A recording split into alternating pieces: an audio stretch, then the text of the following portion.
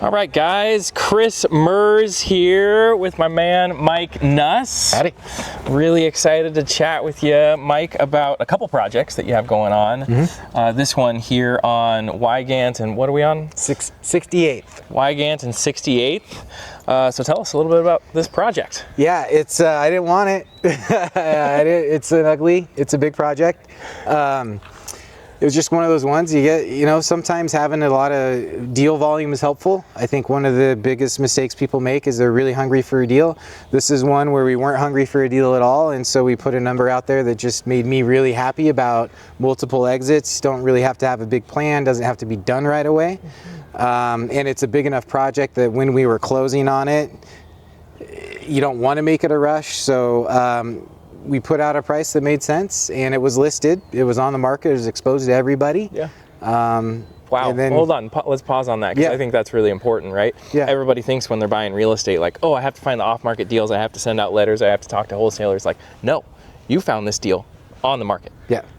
It's amazing. Yeah, I didn't find it. Right. Yeah. So I don't ever look at listed properties, but again, that's your ecosystem and your relationships. And so really great buyer's agent that loves to look at the market for us, and they know they're going to get a commission, and they also know they'll get educated in the process. And so he, you know, this was listed at 340 grand. Our offer would have been significantly less than that. But he communicated with him, and here's the other thing: is my acquisitions manager spends a lot of time with this individual, meets them with them every other week, built a long-term relationship. We've already done some deals together, and so they went and looked at this property. Didn't really look like an opportunity, but it was worthwhile to explore. At the very least, you get to look at another deal, you get to talk about the potential development strategies, and he gets insight to what it is that we're looking at. Totally. See the property, they have a good conversation, here's where we want to be. He communicates with the listing agent and gets an idea of where another offer is. They gave us enough information that we were able to match that other offer, but they went with the other offer because they were first to the table. Right. So even in those scenarios, even if we paid more, maybe they probably wouldn't have gone with us. And then here's one thing: is we don't always go in backup offer. But this agent's smart. He really pushed us to go into backup offer. I like off-market stuff. I don't like wasting my time with paperwork and all those things. But he's smart and he's an advocate, so we went into backup offer. What we didn't know was the first buyer was a wholesaler, and they tarnished their reputation by lying to the seller. I'm bringing my partners through, I'm doing an inspection, and then it's an open house, and there's a bunch of other end buyers coming through. So they ruined their reputation by not speaking truthfully to what their plan was. And then you can see here it's not a great property, and so they then had to get a price reduction in order to wholesale it. And when you don't have rapport and you've already lied to them and they no longer like you, the minute you go for a price reduction, you're booted out. Totally. And since we were in backup offer, guess what? We had to go back in. So we did our due diligence. It's way worse than I thought. We'll kind of get into some areas. We also can't develop it to the way we thought we could develop it. So at the end of the day, we asked for a large price reduction. It was listed at 340. And here's a good discussion. So I ran numbers, 10% on the low end of my ARV is what my final number is. So I have lots of room to fudge if I do want to flip it. And then my renovation, I added 40 grand to the renovation. So I've got padding everywhere, and I have a development play where I can do some other things. So that number was 247. The other thing is like understanding your ecosystem. I was selling a house and I had a first position private lender with 200,000 on that. He requires first position, and finding that isn't always an easy thing to do. And I had this lined up. The problem was that house was going to close after this one. So we sent over an addendum, a price reduction to 247, but before it was sent, I called the agent and said, hey, if they can close in 2 weeks instead of next week, I'll make it 252. So I add 5 grand because there's just transactional savings there. It makes my life, I sleep better. And so that's what we did. We ended up paying 252. So now we have a house that we can put 100 into, we can sell it for 475, 500. Maybe we get lucky and it goes for 550. This is one where comp suggests 550, 575. That's what comp suggests. You're not going to get that for this house. It's funky, has a funky floor plan, it has a big lot, which people like, but you also have a lot of maintenance around here, lots of big trees. So things that on paper may look great has a lot of square footage, it has a good bedroom bath count. In reality, isn't what it seems on paper. Right. So when did you close on this? First week of March. So 3-4 weeks ago is when we closed. Yep. And then how long do you expect for the hold time? Yeah, so this one I kind of have a year time frame is what my goal is. Yeah. So I raised financing in a way that I've just got that runway, and I don't have to worry about it's private debt, so it's a bridge debt but it's not bridge debt. So I've got plenty of times I can look at what is the best way to develop it. We'll talk about building some ADUs. What's the best way to renovate the house because it needs some floor plan changes. So we've got to look at public record. We've got to site plan. We've got to get some arborists out here. We've got to get a surveyor out here. So it's going to take us 2 months to really formulate what it is I'll actually do. Yeah. And what route I'm going to go. And then in the meantime, we've cleaned out the house. We're getting as-built drawings done. So we'll create a plan that kind of maximizes the site that allows us to exit the financing in a year, which is going to involve some sale here of this house. Maybe it's a refinance. I think it's probably going to be a sale. And then we'll develop some units around it at a later time. And then based on market conditions. So the plan is you get in and out, get all your capital out, own some land, and then develop that land based on the market. So you would partition this out and then just sell the house with the deeded land. Correct. Got it. Yeah. Okay, that makes sense. Cool. Nice. So that's kind of the plan.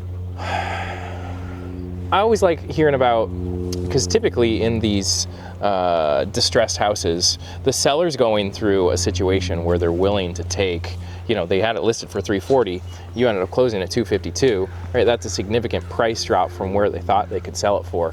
So what was this seller's situation and why were you able to get it for? And it was listed, so I don't know. Okay. I know that it was hoarder, your typical not ready for the retail market. Yep. There's some tenants, some past tenants, there some occupants that. So I don't know the whole story. Okay. I don't even know what their history with usually I know that stuff. Yeah. And that's why I like off market, because usually what's going on dictates, how you're going to purchase it. You're talking directly with the seller on the off markets, and they use those two agents, in the intermediary. Here's a really good example. Like that 1 year plan I have, there's there's $35,000 in finance costs there. So if the seller wasn't in a hurry and I was talking directly to them, we could have paid $30,000 more and just structured it differently. So that's why I personally like off market, because I could have paid them more. And I could use that capital in a different project. Yeah. So that's making the pie bigger. They get more. My lenders still have projects, but now I have 2 projects instead of 1 project. But you give them, like in that situation, you would do a partial seller finance. Yeah, correct. Yeah, or delayed closing, or just something that, because it's going to be a long time before I can pull my capital out. So if you can give me some planning times, it just makes it easier for me to manipulate the financing and the timelines. So in development, it's your cash flow and it's your timelines, and then making your cash flow and your timelines match. Right. And you can do that a lot through deal structure. And so you're saying you like to do that directly with sellers. Have you been able to structure creative finance deals, seller finance deals with an agent involved? Yeah. I bought one in March, right around the same time I bought this. And that one was a pocket listing, so it wasn't on market. Got it. But again, they had a listing agent. All the communication went through the listing agent and knew very little from the seller scenario, but just enough. It was an estate. They had already sold some properties. This was the last one. Didn't need any cash, so it kind of met up with those elements. And ideally you communicate to the decision maker so you can find out as much as you can. But if not, you get as much info on just few of those terms as possible. For them, down payment mattered. Totally. Interest rate didn't. We're doing one right now where we actually made a cash offer 2 years ago before it went on the market. It's been on the market for 18 months. It hasn't sold. Now it now has an agent. And so now we're making an offer through the agent to the same seller that we were communicating with directly 2 years ago, because they still have that agency relationship. But in that scenario, it's interesting because payments don't matter at all. down payment isn't even that big of an issue. Right. It's all price oriented. Yeah. So it's like, okay, well, how about we pay you more? If it's really price oriented, let's just, all these monthly payments, let's just throw that into the price. Let's get your price really high, which is great for them tax wise because it's capital gains instead of income. It's good for the realtor because their commission's higher, right? So now you just, okay, well, we're going to give you your price. What's the minimum down payment we can give you to get your agents paid, closing costs paid, to make you feel comfortable with the collateral? And then what's the time frame that we need to make this project successful? Totally. Yeah, that makes sense. Yeah, so that's why I prefer direct. So business plan, like a very quick overview, right, is what I'm hearing you say is, oh, and we didn't introduce Max. I think he's Max. Probably upset. Max here, Mike's awesome German Shepherd. He likes to hunt out real estate. Yeah. He's very curious, and so when we're on site, he wants to go check it out. We'll go around in a second. He's like, I know there's a cat over there. And he's limping. Okay, so quick business plan and then quick, like, money, right? I think people love to hear that. Like, so buy this 257, okay, put 100 grand into it, then you have about 30 grand of holding costs for the year. So then you're into it for, what is that, 400, and you're thinking you can sell it for 450, 500, so like that. I think right? comps say 550 to 575. Okay. I'm confident I can sell it at 500. Yeah. But even if I sold it at 475, I'd be happy. So that's kind of the worst case scenario, and that's what I made my offer off of. Great. What I think I'm ultimately going to be able to do is plat off the lot for about 140,000 total. So that's our finance costs, our entitlements, our permitting costs, our surveyors, that type of things. Ultimately, I can have this house on a nice lot and sell that for about 5. And so I can have all of this done. I won't have the profit because I spent 40 grand more. Yep. But be a little bit of profitable, get all the capital back, be a little bit of profitable, and then have entitled buildings that I can just pull permits when the market says pull And how many permits. lots? 2.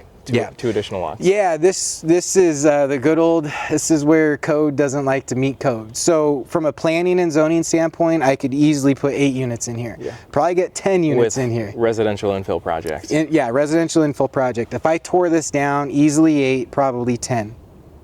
If I kept it, and this is what I wanted to do, keep it, I could put 4 of our plans around this. And so you have the house and 4 other units around it.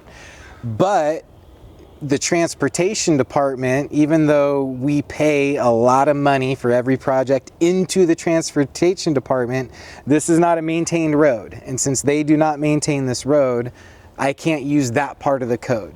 So that density is called the cottage cluster. So I cannot use cottage cluster because the transportation department can't maintain the road. So and what we did a couple weeks back, and people have seen the video, is with Dustin. Yep. But he has 2 roads that are maintained, and then they have that alley, which this would be considered an alley. This is a street, an unimproved road. Okay. Yeah.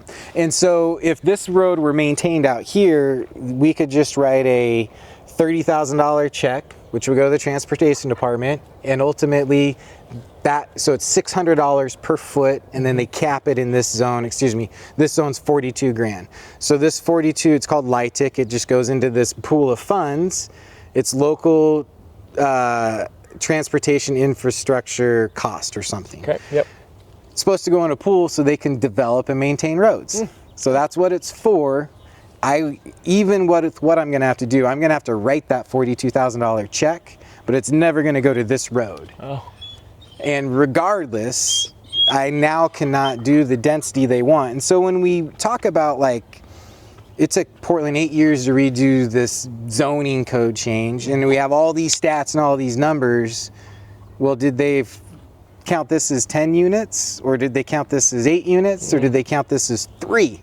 Is what I can do. Does that make sense? And so the economics behind all of it is mumbled and jumbled. Yeah. Then there's what if this person never sold and it stayed 1 unit for 50 years, right? And so that stuff comes into play. That's where development gets a little tricky and whatnot. But yeah, when I originally looked at this, so I was like, tear it down, 10 units, 10 detached units, 25 a unit for the dirt. That's just a great deal. And then I start doing more due diligence, and then I find out, so development's highest and best use, what's legally permissible, physically possible, financially feasible, maximally productive. planning and zoning says this is legally permissible.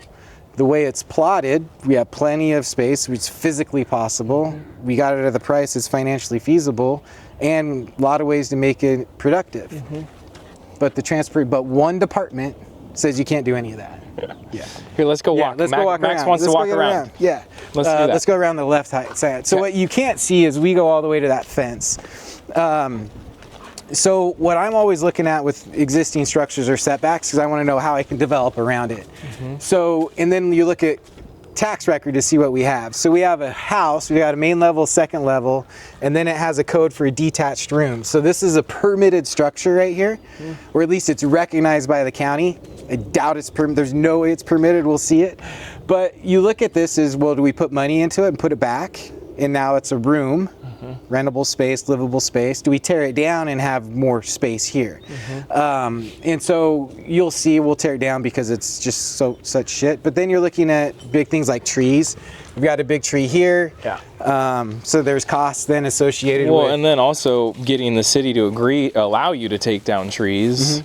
That's a whole nother process in and of itself. Yeah, and so like this tree isn't that big of an issue.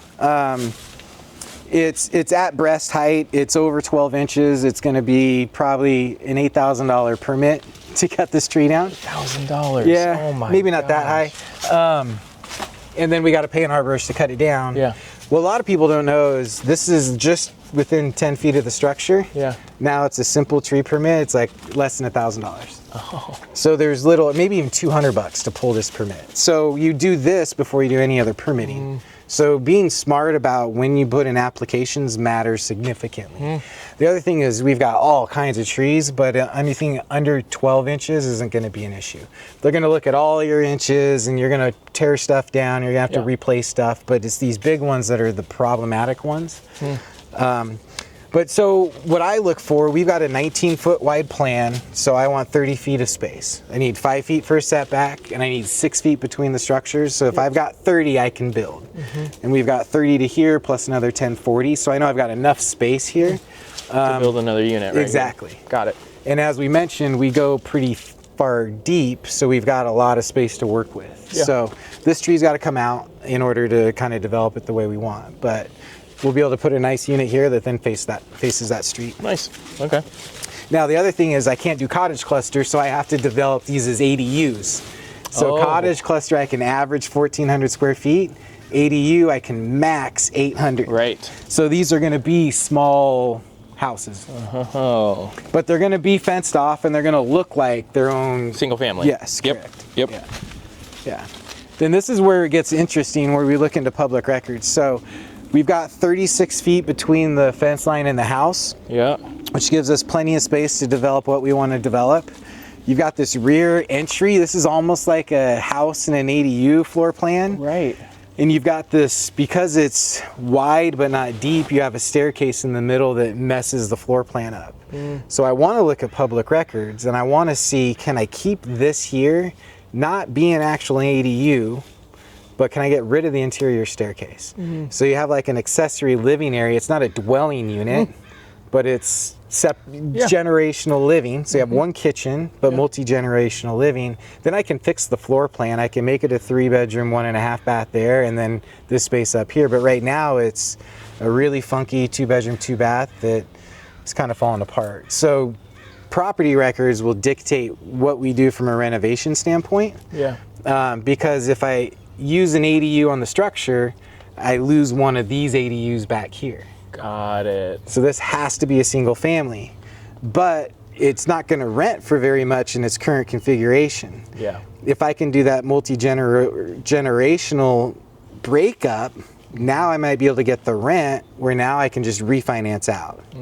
So I need to pay off, like that 500 mark is good for me because I need to pay off 425. You're thinking worst case scenario, like if you need to hold on to it rather than selling it. Exactly. Well, I prefer to hold on to it. So I don't have, like, the ecosystem. This is purchased by my development company, but I don't have any, like, I don't have to flip this. Does that make sense? So I bought it as a project, but I don't have to go any route.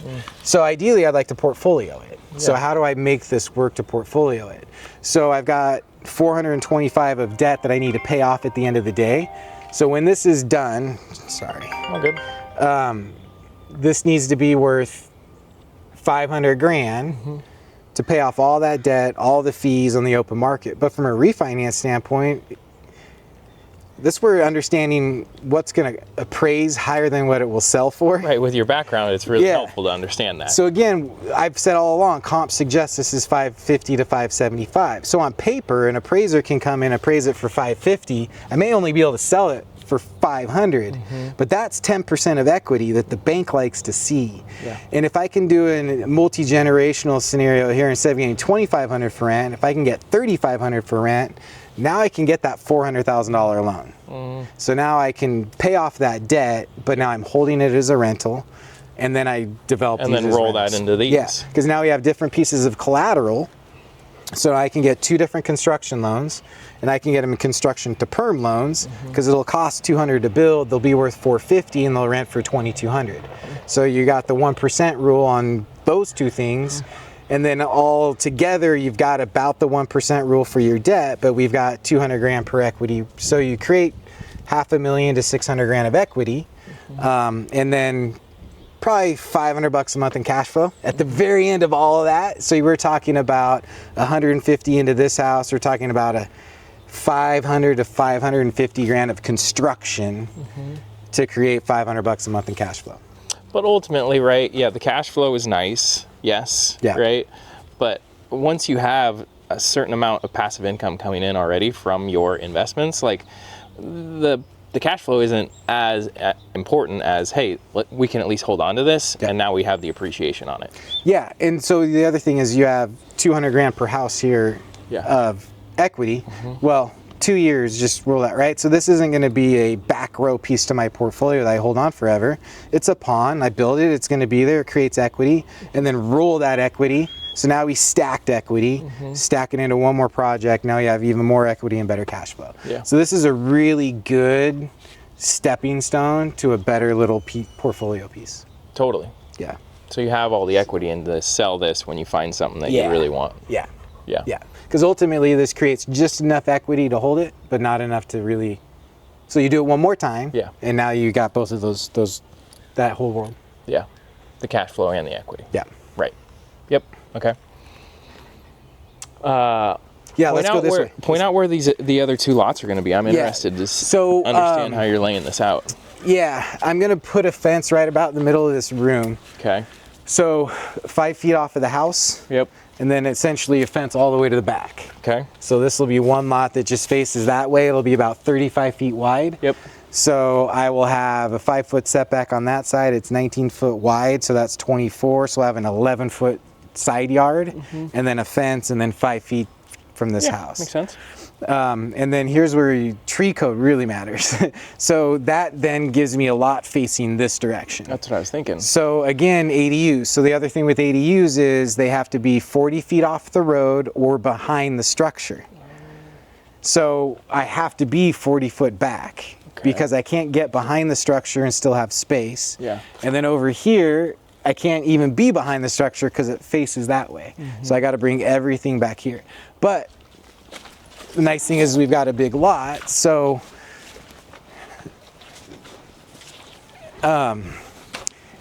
this tree would have been a nightmare. The way our tree code works is you have to have tree protection. So for every inch of diameter, you have to have a foot of protection. So that is a 40-inch diameter tree. So I have to be 40 feet off of it to build. But that's also right at the right of way, and I have to be 40 feet off it anyways. So what it does is it pushes both of these units into this back corner. They're gonna have big front yards with walkways back to them. I've got enough space. I'm probably bring a fence 6 feet off this structure. Yeah. I'll get rid of one of these doors. May get rid of that staircase. Don't know about that yet. That'll be a public records and permitting scenario. But yeah, clean it up so you have a long, skinny lot facing both corners. So where's the third? The house is the third. Oh, okay. Got it. Yeah. I'm following now. Yeah. Okay. Yep. Yeah. Okay. So that's the max we can do based on the transportation department. Yep. But the nice thing is we don't have any big complicated trees to cut down. We have one tree we need to cut down that's relatively simple. Yeah. If we did develop this as a cottage cluster, these things become very problematic. These big trees. These big trees, because they cost a lot to tear them down, or to pull them down. They have the permit too. The permit fee, insane. And then you have to replace this percentage of the diameter inches.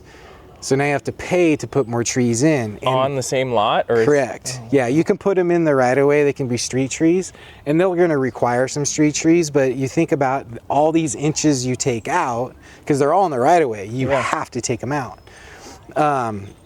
And they're so big, you have to, or else you can't build anything. So now you're taking out so many inches, that's that much more money in new trees you have to put in. So the tree code gets really complicated, and where this one works is we got to come back anyways. And so where we're going to develop, there are no trees, but yet we still have the value of all these big trees around here. So the house will have a nice big yard. It'll be oriented to the front. That'd be awesome. Yeah.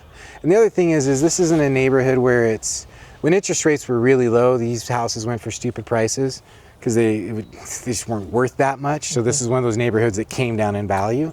But we're not building our $500,000, $550,000 ADU. We're just building, $450,000 structure. Yeah, totally. So you can go rental grade. Great. And what we'll build is like these 2-bedroom, 2.5 bath units that will rent really well. So I think it's a good little build to rent, and I love it. Yeah. And that's what I would expect in the Colleen area. Yeah, exactly. Compared to Lake Oswego or West Lynn. Yeah, there's a lot of build for sale in this neighborhood right now, and the prices they look so cheap. Part of that's because they are. Part of it's because the development sucks. Yeah. I don't want to try and sell into that. Yeah. But I don't mind.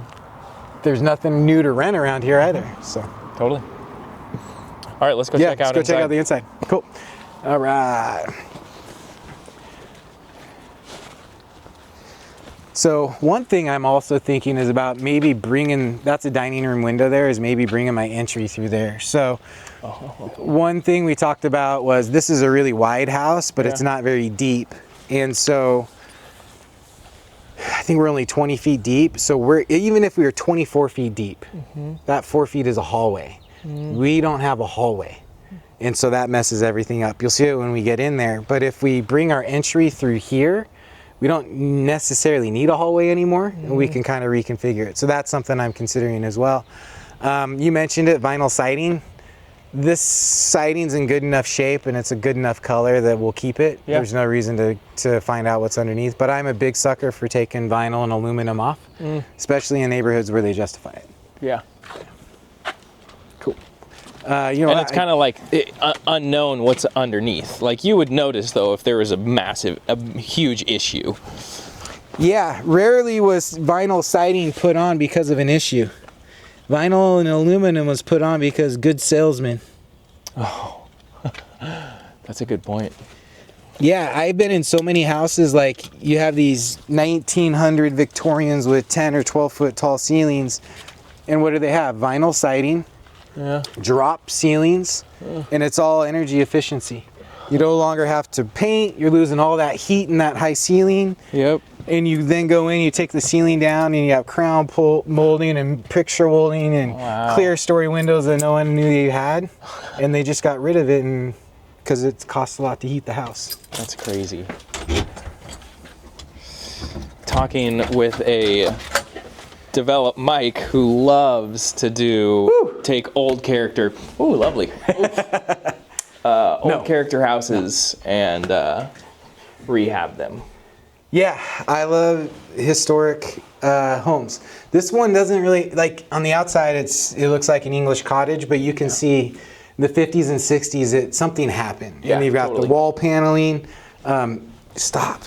Gross, yes. Yeah, it smells like so bad. Cat piss in here. It does, yeah. Well, yeah, so someone's been shitting and pissing in here forever.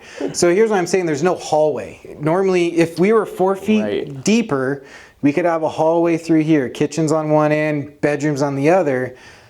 The bathroom's over there, so you have to go through the bedroom to get there. You have to go through the kitchen to get there. You have a weird laundry room. So just a terrible floor plan. Right. Whereas if we brought our entryway in here, now you don't need a hallway. We can put the door to the bedroom over here, or we can build a hallway underneath the stairs and just have a smaller. So there's just couple little modifications. Yeah. But in order to do that, we have to pull a building permit, and based on what was permitted or was not permitted, we may not want to open that can of worms. And so that's where we have to look at that. Got it. We have to see the history of the house to tell us what it is that we can do from a financial feasibility standpoint. Interesting. So that's part of the due diligence we're still doing. Got it. Yeah. Okay. All right. So, God, this place is fucking terrible. Yeah. Yeah. So, this kitchen doesn't work, and it's such a small space. Yeah. What do you do? Yeah. I would keep the color in here. The blue is nice. Yeah. So we can come here. So here's our staircase. Here's the problem: is the staircase going upstairs. And then you have this big laundry room. Weird, yeah. It's just kind of. Yeah. And then our bathroom. Oh, get don't out. drink that. And then here we can go back to our living room.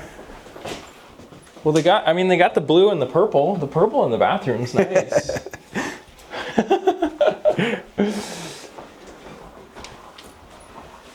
Yeah, this is a funky layout.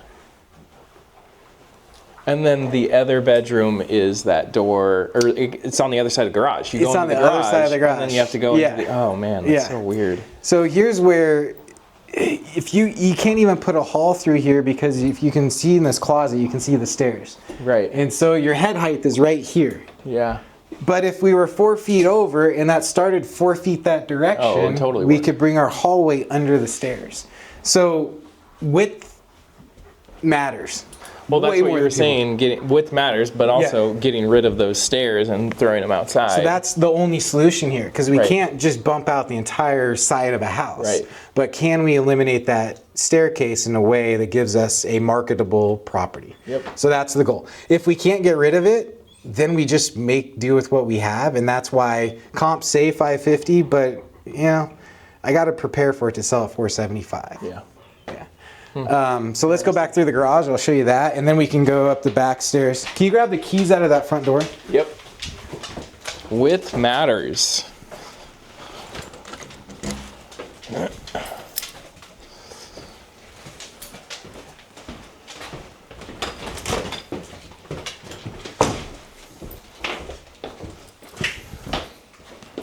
Nope. Oh yeah. There's a dungeon too. Oh, really? Yeah, it's sad. It's like a little girl's room. A little girl was in that room. Oh my God, that's. It's the worst part of our industry. Yeah, I don't think we have any lights in here. Okay. Okay, so here's the garage, and then our detached room is here. Whoa.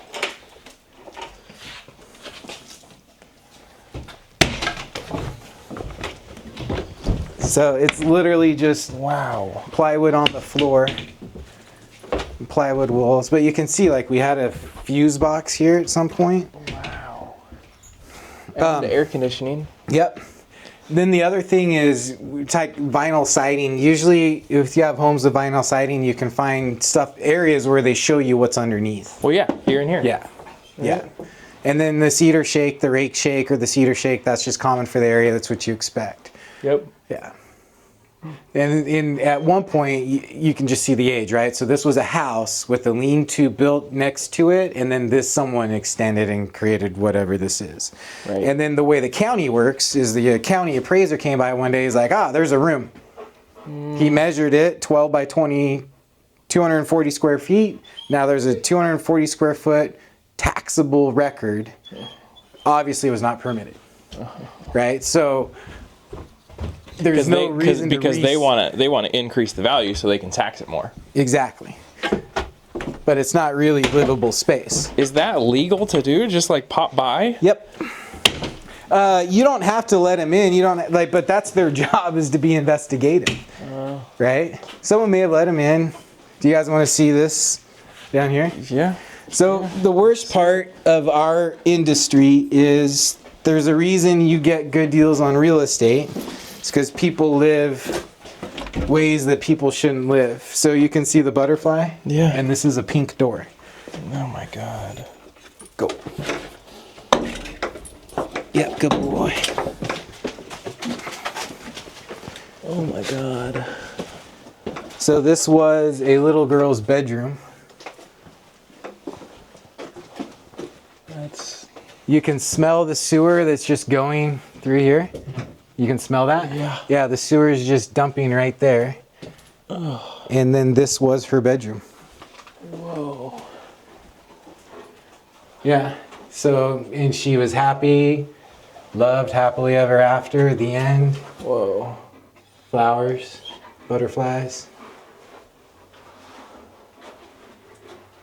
Fire hazard. Yeah. And then literally dirt falling into her bedroom. Yeah. No one should be living. No one should be living in these hazards. Yeah. Especially a little girl. Right. Oh. All right, come on, puppers. Good boy. Yeah, some old school home photos there.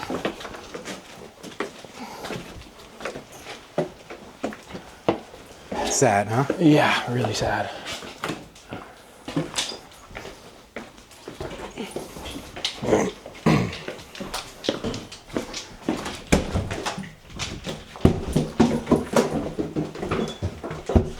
All right.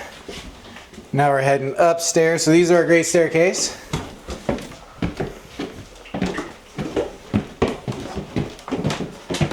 So again, boom, not great height when you land. Wow. So if we could eliminate the staircase, the door, you can go this direction. So we got a kitchen area. Crazy. And then a bath. We'll let him come in here. The bathroom is terrible. I'll go this direction. Yeah.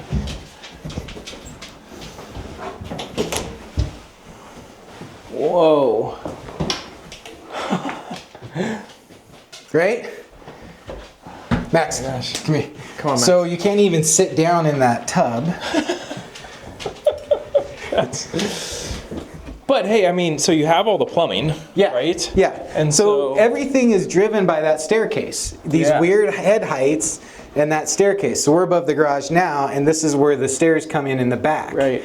So if we get rid of that staircase and we bring our entry in here, now you got a living space. Mm-hmm. Bring the bath over here where the height is. Now you got a bathroom. Get rid of the kitchen because we don't need the kitchen because the kitchen actually now makes it an ADU and we Right. can't develop it. Right. So get rid of the kitchen, and then now you've got a living space, a bathroom. This is all gone because the staircase is gone. And then now you're walking into your bedroom. your bedroom. And that would be nice and big. Yeah. And this Yeah, it is would actually, take it over keeps this going. whole room. Yeah, Yeah. It would be huge. Oh man, now this would be Yeah. a massive room. So you've got good space, you just can't access it. Right. And so the whole plan here is how do we access the space at the cheapest way possible? Yeah. And so that's what we're figuring out now is how do we get that done? Yeah. So, you know, this could be, and what is this rent for? Or as a multi, not as separate unit, but as a Right. multi-generational. The whole house has multi-generation. Yeah, so we fix it. You got 2 full bathrooms, a nice kitchen. You only have 2 bedrooms though. I know. But you have a little sleeping area off that living room. You got a sleeping area here, and multi-generational doesn't think in terms of bedroom. They think in terms of space. So I doubt that's the play. I think we'll just sell it. I think that's the no-brainer way, and I don't want to try and run numbers on how do you make this as a rental. Plus, you get some capital back to then put into another project. So that's probably not the route I'm going to go, but it's an interesting way to even potentially remodel it that way for a for sale standpoint. So now you got an owner-occupant. My mom can live there. My son can live there. Like how? So Totally. Very unique type of property. Yeah. Without all the BS of a big yard to maintain. Yeah. Yeah. True. So I think it has some options. Cool. We'll figure out what it is. This guy's done. You want to go see Salmon Street? Should we go see the duplex? Yeah, he loves the duplex. Sweet. He's got so many stairs and nooks and crannies. All right, go. Good boy. Go. Yep. Yep. Good boy.